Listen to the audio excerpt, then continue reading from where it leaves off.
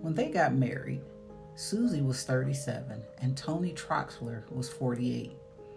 As every couple does, they also planned for a baby.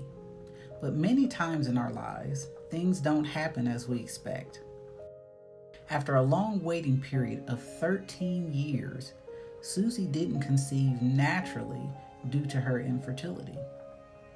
We're both very old school, and when we grew up, nobody even talked about or discussed IVF or in vitro fertilization. It wasn't even a thing.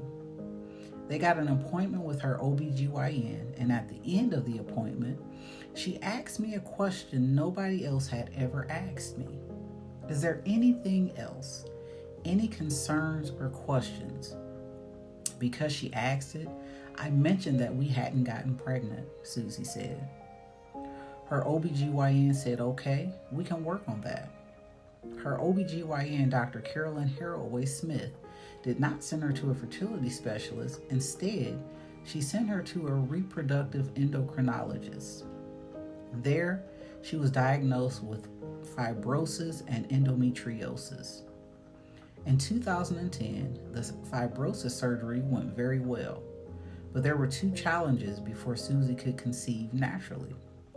One is her age, and the other is her health. With no options left, Susie and Tony chose IVF. They were well aware of all the risks, Susie said. I went through several rounds of egg retrieval and the insemination of eggs, and none of it took.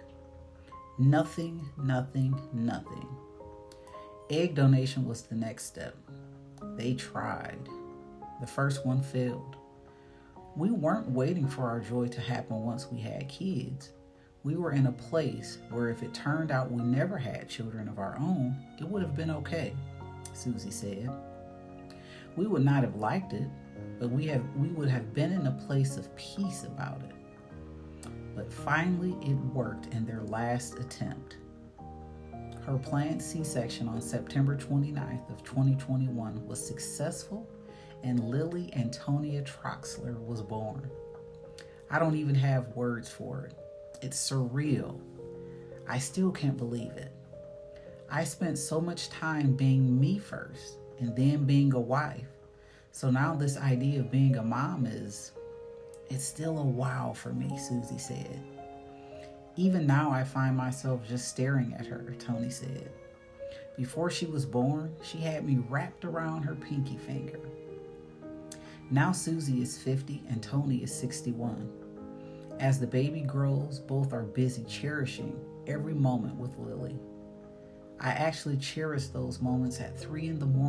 when I'm sitting there rocking her and she's sitting there looking at me with those bright eyes, not the least bit sleepy, Susie said.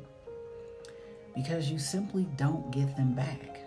So I'm determined to enjoy even the sleep deprivation because it almost never happened.